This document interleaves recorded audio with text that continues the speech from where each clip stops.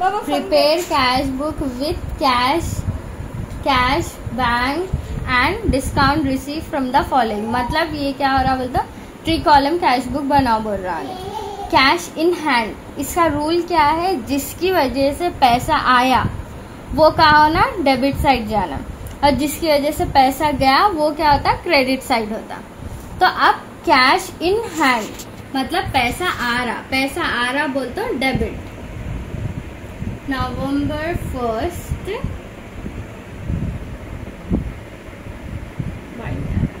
To balance BD brought down, last year का अब अपन कर रहे ट्रांसफर, इसलिए ब्रॉड डाउन आ रहा है। क्या आ रहा, कैश आ रहा, तो कैश कॉलम में लिखना 5900। फिर बैंक ओवरड्राफ्ट का मतलब क्या है बोल, तो बैंक में इतने पैसे नहीं थे जितने अपन विड्रॉ कर लिए। फॉर एग्जाम्पल अपन 10,800 विड्रॉ करे, पर अपन के बैंक में बस 10,000 थे, तो 800 अपन एडिशनल विड्रॉ करे, तो ये एक एंगल से अपन का एक्सपेंस हुआ, तो ये क्या होता, क्रेडिट साइड आता, क्योंकि इसकी वजह से पैसे क्या हो रहे, जा रहे।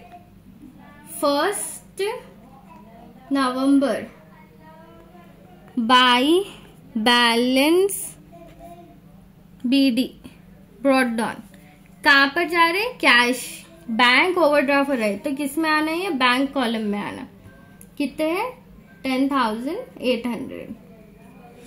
ओके। पेड फॉर स्टेशनरी के लिए पे कर रहे, तो पैसे क्या हो रहे, जा रहे बोलते तो किस में आना, क्रेडिट साइड। 3 नवंबर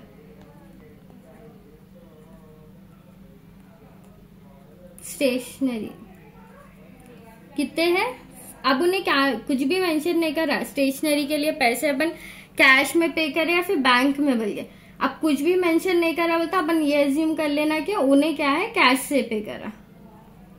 400 डिपॉजिट इनटू बैंक में डिपॉजिट करे। अब इस अपन का नॉर्मल रूल क्या है, जिसकी वजह से पैसे आ रहे वो डेबिट, जिसकी वजह से पैसे जा रहे वो क्रेडिट। पर अब डिपॉजिट इनटू बैंक मतलब ये कॉन्ट्रा एंट्री, और कॉन्ट्रा एंट्री का ऑपोजिट रूल रहता, जिसकी वजह से पैसे आ रहे वो क्या होता, क्रेडिट होता, और जिसकी वजह से पैसे जा रहे वो डेबिट होता। अब डिपॉजिट इनटू बैंक में डिपॉजिट कर रहे अपन, तो क्या हो रहे, पैसे कम हो रहे बोल तो ये आना।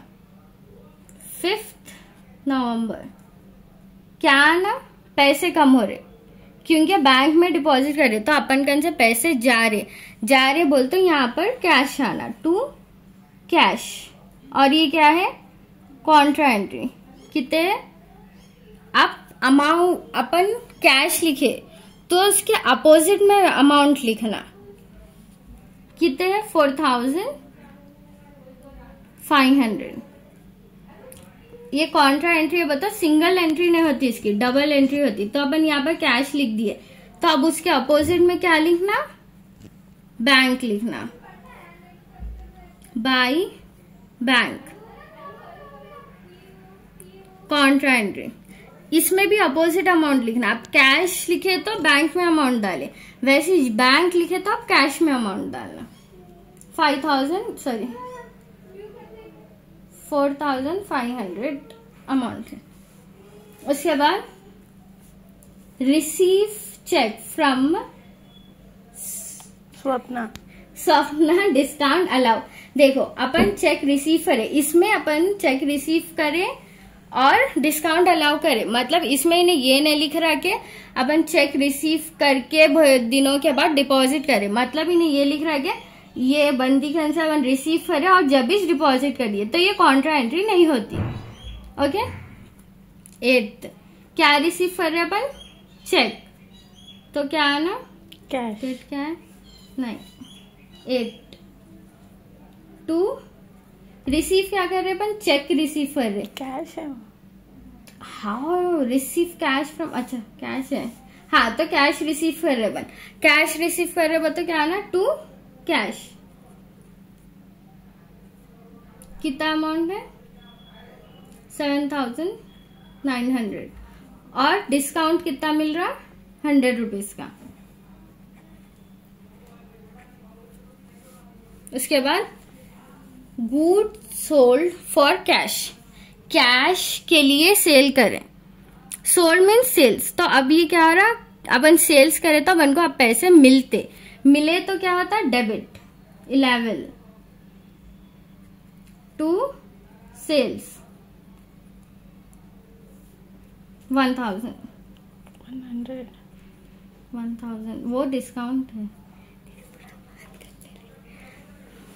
Okay, receive cheque from Shravanti, discount allow. देखो अब अपन चेक रिसीव करे श्रावंती से, फिर डिस्काउंट भी अलाउ करे, पर ब्रैकेट में क्या लिख रहा है, डिपॉजिट इनटू बैंक, मतलब जो दिन पे उसकन से अपन रिसीव करे चेक वो इस दिन पे अपन बैंक में डिपॉजिट कर दिए, तो ये कॉन्ट्रा एंट्री नहीं होती, क्योंकि इसमें क्या है, जो दिन पे अपन रिसीव करे वो दिन पे डिपॉजिट कर दे रहे। अगर 13 को रिसीव करके 14, 15 या फिर कौन सी भी डेट पे डिपॉजिट करते फर्दर डेट पे, तो ये कॉन्ट्रा एंट्री होती थी। पर इसमें अपन जो दिन पे डिपॉजिट करे रिसीव करे वो दिन पे डिपॉजिट कर दे रहे, तो ये कॉन्ट्रा एंट्री नहीं होती। अब इसमें एंट्री क्या होना, इसकी क्या रिसीव कर रहे अपन, चेक रिसीव कर रहे, तो 13 अपन का चेक आ रहा टू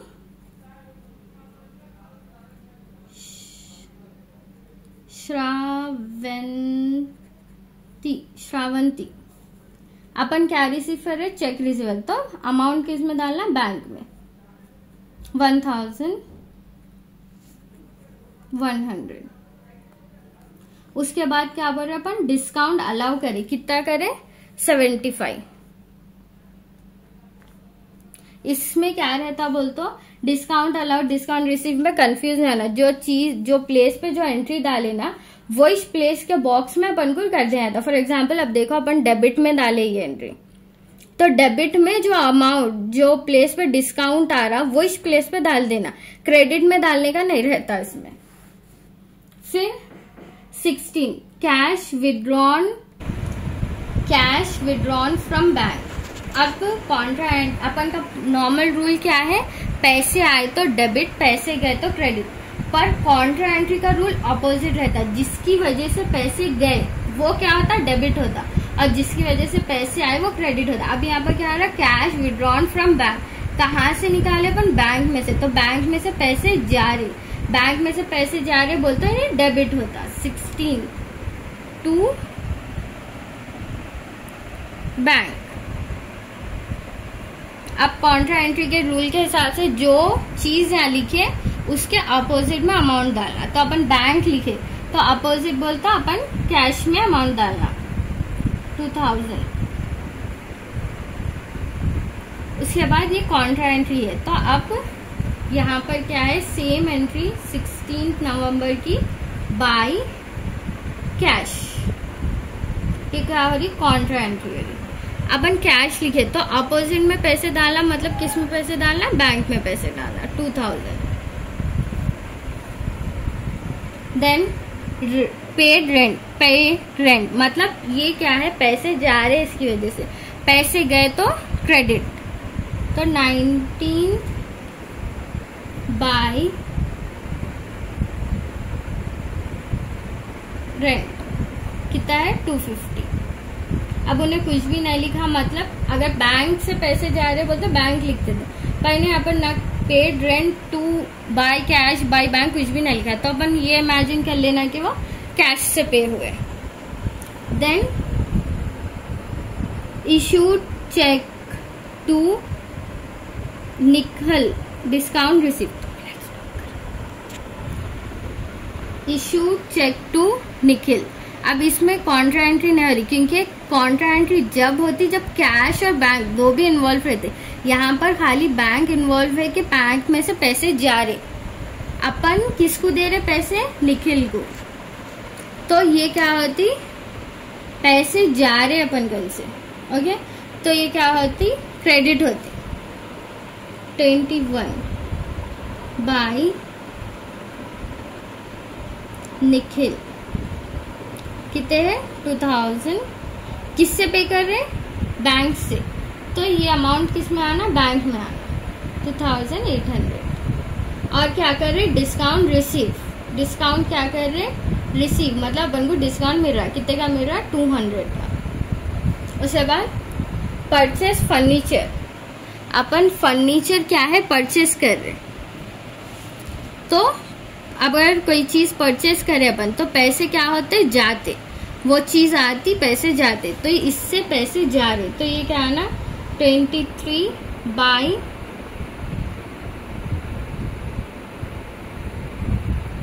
फर्नीचर कितना है।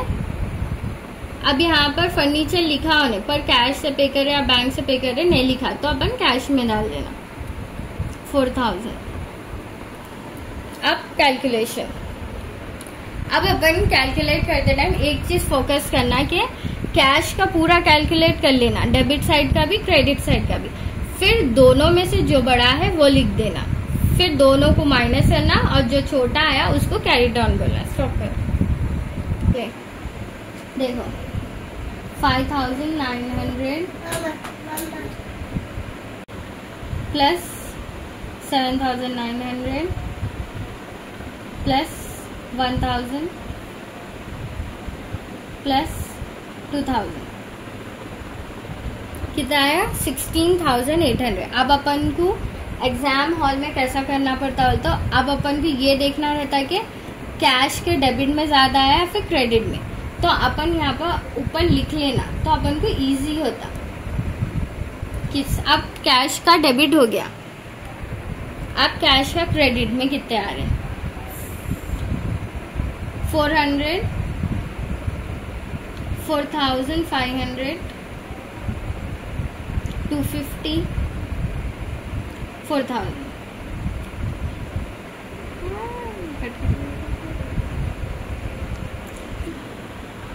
प्लस 4000 सी ना। अब इसमें कितना आया, 9150। तो अब अपन कंपेयर करना, इसमें कितना है 16800 और इसमें कितना है 9150, तो बड़ा कौन सा है 16800। अब अपन जो बड़ा है उसको ये बॉक्सेस में लिख लेना, 16800 दोनों में भी लिख लेना। किसकी कैलकुलेट करे अपन, कैश के करे, तो कैश के कॉलम में लिखना 16800 हो गया। अब बैंक, बैंक का एक बोल देती हूँ मैं आपको पहले। बैंक क्या है, ये ओवरड्राफ्ट है, क्रेडिट साइड आ रहा मतलब ये ओवरड्राफ्ट है, तो इसका कैरिड डाउन अपोजिट आता और कैश का अपोजिट आता। अगर ये दोनों एक साथ यहाँ आते, अगर बैंक का ओवरड्राफ्ट नहीं रह के बैंक बैलेंस रहता तो दोनों का कैरी डाउन यहाँ आता था, पर अब ये ओवरड्राफ्ट है बोल के इसका कैरी डाउन यहाँ आता, तो कैश का हर बार डेबिट साइड बड़ा रहता, पर बैंक का डिपेंड करता कि अगर ने ओवरड्राफ्ट रहा तो क्रेडिट साइड बढ़ाया था, अगर ने ओवरड्राफ्ट नहीं रहा तो डेबिट साइड बढ़ाया था। तो इस पे फोकस करो एग्जाम हॉल में, ओके। अब अपन को 4500,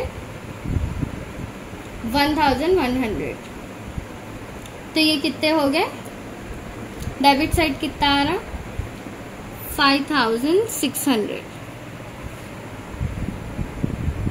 अब debit side sorry credit side 10,800 plus 2000 plus 2800 15,600। अब देखो आप इस देखो 5,600 15,600, इसमें क्रेडिट साइड बढ़ाया क्योंकि ये क्या हो रहा ओवरड्राफ्ट है, ये बैंक का ओवरड्राफ्ट है, मतलब अपन का ये क्या है एक्सपेंस है, मतलब अपन को इतने पैसे अभी बैंक में अपन को रहना, अपन के बैंक में इतने पैसे अपन विड्रॉ कर लिए, ओके। तो ये क्या हो रहा अपन का डेबिट साइड बढ़ा रहा, तो अब जो बड़ा आ रहा वो लिख लेना। अब बड़ा कौन सा है 15,600, अब वो बैंक का बड़ा है तो बैंक में लिख लेना 15,600, ओके। अब ये रिसीव और पेएबल तो डिस्काउंट अलाउ और डिस्काउंट रिसीव तो इजी रहता, 100 प्लस 75 तो 175 इसका इसमें ही लिखना है, जैसा इन दोनों का बड़ा लिखे ना वैसा नहीं लिखना है था। इन लोगों को कैलकुलेट करके इन लोगों के उसमें लिख देना। इसमें कितना है 200। इन दोनों का जो है रिसीव और अलाउ ये दो अब बंद हो जाते। इन लोगों को ना माइनस करना है था ना प्लस करना है था। अब इन लोगों का अमाउंट लिख के छोड़ देना। पर इसमें क्या हो रहा, क्रेडिट साइड डेबिट साइड बढ़ा रहा, किसका, कैश का। तो कैश के डेबिट से कैश के क्रेडिट को माइनस करना। ओके, तो कैश का डेबिट कितना है 16,800, क्योंकि ये सब में बड़ा अमाउंट है। बड़ा अमाउंट से छोटे अमाउंट को मांगा। छोटा अमाउंट कहाँ लिखे अपन, यहाँ लिखे 9,100। तो कितना आ रहा है इसका 7,700 आ रहा। अब देखो बड़ा किस में है 16,800 डेबिट साइड पे है बड़ा, तो उसके अपोजिट डालना, क्योंकि इसमें इतने पैसे है तो इसको उतने पैसे देना अपन बैलेंस होने के लिए। तो अपन इस कैश को बैलेंस होने के लिए कितने पैसे देना, 7,700 रुपीज देना। कब देना, नवंबर की एंडिंग डेट लिखना। नवंबर कब एंड होता, 30 नवंबर। Okay, by balance CD।